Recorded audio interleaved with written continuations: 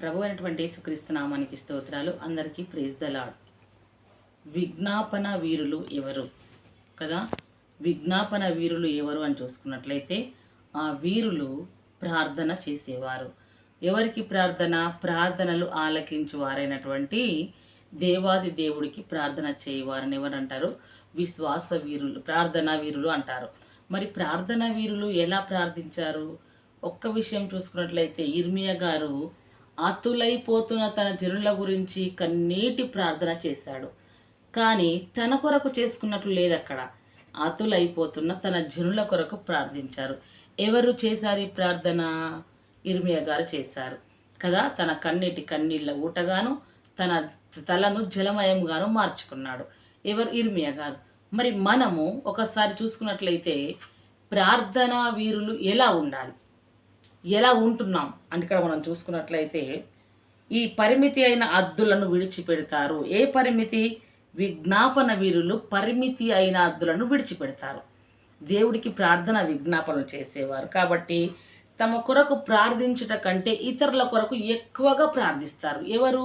ప్రార్థనా వీరులు తమ జీవితం కొరకు, తమ కుటుంబం కొరకు, తన స్నేహితుల కొరకు, తన బంధువుల కొరకు కాక దేవుడి ప్రజలైనటువంటి వారి కొరకు ఎక్కువగా ప్రార్థిస్తారు. దేవుని ప్రజలు, దేవుడి బాధ్యతను వహించిన వారు, దేవుడి భారాన్ని మోసిన వారు ప్రార్థిస్తారు. అటువంటి వారిని వీరులు అంటారు. ప్రజల కొరకు నిలబడే వారిని ఏమంటారు? వీరులు అంటారు. తన కొరకు నిలబడే వారిని ఏమంటారు? సొంత కార్యములు చేయవాడు అంటారు. అంటే ఇక్కడ నిలబడ్డది ఎవరి కొరకు? ప్రజల కొరకు. కాబట్టి ఈ ప్రార్థనా వీరుల గురించి మనం చూస్తున్నాం ఇక్కడ. కాబట్టి ప్రార్థనా వీరుల విజ్ఞాపనలన్నిటినీ చూసినట్లయితే, మనం పరిశీలించినట్లయితే వారు ఏ విధంగా చేస్తారంటే దానిలో వారి అక్కర నిమిత్తము ఒక్క మాట కూడా అడగరు. ఎందుకో తెలుసా? వారికి అక్కరగా ఉన్న అన్ని ప్రభుల వారికి తెలుసు. వారు ప్రభువుల వారి పక్షము నిలబడి ప్రార్థిస్తున్నారు కాబట్టి ప్రభువుల వారి పక్షముగా నశించిపోతున్న ప్రజల కొరకు విజ్ఞాపన చేస్తున్నారు. చీకట్లో ఉన్న ప్రజల కొరకు ప్రార్థన చేస్తున్నారు. అంధకారంలో ప్రజల కొరకు ప్రార్థిస్తున్నారు.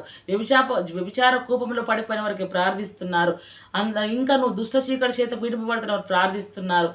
పూర్తిగా పాపశాపంలో మునిగిపోయి ఇక బ్రతకవద్దు అని మరణ పంచుల్లోకి వెళ్ళినటువంటి వారి కొరకు ప్రార్థిస్తున్నారు. ఈ ప్రజలందరూ ఎవరు? యేసు క్రీస్తు ప్రభుల వారి ప్రజలు. అంటే క్రీస్తు తన ప్రేమను అనేక ప్రజలకు చాటుమన్నారు కాబట్టి క్రీస్తు తన ప్రేమను చాటుమన్న రీతిగా వీరు చాటుతూ వారి కొరకు ప్రార్థిస్తూ ఉన్నారు. కాబట్టి వీరు ప్రభుల పక్షము నిలబడి ఉన్నారు. ప్రభుల వారి పక్షము నిలబడి ఉన్నాడు కాబట్టి ఇక్కడ ఎవరు నిలబడ్డారు? ప్రభుల వారి పక్షముగా నిలబడ్డ వారి వ్యక్తి కుటుంబం పక్షమున దేవుడు నిలబడ్డాడు. అంటే ఈరోజు నీవు నేను ప్రభు పక్షము నిలబడితే మన పక్షంగా, మన పిల్లల పక్షంలో దేవుడు నిలబడతాడు. ఎలానో తెలుసా? నీవు సొంత కార్యములను ప్రభుకు అప్పజెప్పావు. ప్రభు సొంత కార్యములను నువ్వు చేస్తున్నావు, తెగించావు, త్యాగం చేశావు, నీవు అడిగేశావు, ధైర్యం చేస్తున్నావు. కాబట్టి దేవుడు నీ బాధ్యతను, నీ భారాన్ని ఆయన మోయాలనుకుంటున్నాడు. కాబట్టి ఇక్కడ అలా చేశాడు. కాబట్టి అప్పుడు తప్పక మన ఆత్మ నేత్రములు తెరవబడతాయి. ఎలానో తెలుసా? ఎలా తెరవబడతాయనంటే ఎంత మట్టుకు ప్రార్థించాలని చూసినట్లయితే ఎలా తెరవబడతాయి మన కన్నులు అని అంటే వాక్యం సెలవిస్తుంది. 2 కొరింథీ 5:15 వాక్యం సెలవిస్తుంది. ఏమని సెలవిస్తుంది? జీవించు వారిక మీదట తమ కొరకు కాక, మనం బ్రతుకుచున్నాం అనుకున్న వారం మన కొరకు కాక అని వాక్యం సెలవిస్తుంది. తమ నిమిత్తము మృతి పొంది, అంటే మన కొరకు మృతి పొందిన తిరిగి లేచిన వాని కొరకే, అంటే మన కొరకు మృతి పొంది తిరిగి లేచి జీవించిన ఆయన కొరకు మనము జీవించిన వారి కొరకు, ఆయన అందరి కొరకు మృతి పొందాను కాబట్టి ఆయన కొరకు మనము జీవిస్తున్నాము అని వాక్యం సెలవిస్తుంది. ఎవరి కొరకు జీవిస్తున్నాం ఇక్కడ? మన కొరకు కాదు, మనందరి కొరకు సిలువలకెక్కి మరణించి సమాధి చేయబడి తిరిగి లేచి మనల్ని బలపరచుటకు ఉన్న మన తండ్రిని బట్టి మనము ఆ విధంగా బ్రతుకుతున్నాం అని పౌలు చెప్పుచున్నాడు కదా. అని పౌలు చెప్పుచున్నప్పుడు మనం అక్కడ ఏమనుకుంటున్నాం? ఇక్కడ ఇది విజ్ఞాపన జీవితంకు సంబంధించిన వాక్యంగా చూస్తున్నాం. ఎందుకు? తమ మట్టుకు కాక తన కొరకు సిలువ వేయబడ్డ ప్రభుల వారి గురించి ప్రార్థిస్తున్నాం. అంటే ఎవరి కొరకు సిలువ వేయబడ్డారు ప్రభుల వారు? నీ కొరకు, నా కొరక కాదు, సర్వమానవాళి కొరకు. అందులో మనము కూడా ఉన్నాం. వారి కొరకు నిన్ను ఎన్నుకున్నాడు. ఆ ప్రజల్లో నుండి దేవుడు నిన్ను కొనుక్కున్నాడు, నిన్ను ఏర్పరచుకున్నాడు. నువ్వు నిలబడాలని కోరుకుంటున్నాడు. నిన్ను ప్రభుల వారు నిలబెట్టాలి, తన శక్తి చేత నిన్ను తన కార్యములు జరిగించాలని నిన్ను కోరుకుంటున్నాడు. కాబట్టి ప్రభుల వారు నిన్ను తన అతిశయాకారణముగా తన సంకల్పము చొప్పున తన కొరకు నిలబెట్టుకున్నాడు. ఎందుకు? నా కొరకు మరణించిన, ఆ సిలువలో మరణించి తిరిగి లేచిన వాని పక్షముగా మనము నిలవబడాలని. మనము నిలవబడుతున్నామా చూసుకున్నట్లయితే ఇక్కడ. కాబట్టి ఇక్కడ వాక్యం సెలవిస్తుంది. ఏమని అంటే వాక్యం తన సొంత ప్రతి వాడిని తన సొంత కార్యంలో మాత్రమే కాక ఇతరుల కార్యములను కూడా చూడవలెను కదా. ఇతరుల పక్షంలో మనం మాట్లాడుకుంటున్నాం కదా, చూడవలెను. అదే ఫిలిప్పు 2:21 ఒక విజ్ఞాపన వీరునికి ఎదుటి వారి భారము తన భారము వలె మారవలెను. అందులో చూసుకున్నట్లయితే అందులో సారాంశం ఉంటుంది వాక్యము. ఎదుటివారి భారం నీకేం కావాలి? నీ భారంగా మారాలి. ఎదుటివారు రోగంతో ఉన్నారా? అది నీ రోగంగా భావించాలి. ఎదుటివాడు శ్రమలలో ఉన్నాడా? అది నీ శ్రమగా భావించాలి. నువ్వు ప్రార్థన చేయాలి. క్రీస్తు సువార్తను వారికి బోధించి అగ్నిలో నుండి వారిని లాగినట్టు బయటకు లాగాలి. అప్పుడు ప్రభుల వారు నీ పక్షంగా నిలబడతాడు. నీవు ప్రభుల వారి పక్షంగా నిలబడినట్లు సొంత కార్యములు కాక ఇతరుల కార్యములను కూడా ఇతరుల భారమును కూడా నువ్వు భరించిన వాడవై ఉంటావు. ఎవరి దృష్టిలో నిన్ను పిలిచి నీకు రక్షణనిచ్చి నీ సంఖ్యలు విడిపించి నిన్ను విమోచించిన విమోచకుడి పక్షముగా నువ్వు నిలబడి ఉన్నవాడవైతావు. ఇక్కడ అంటున్నాడు విజ్ఞాపన వీరులు కదా.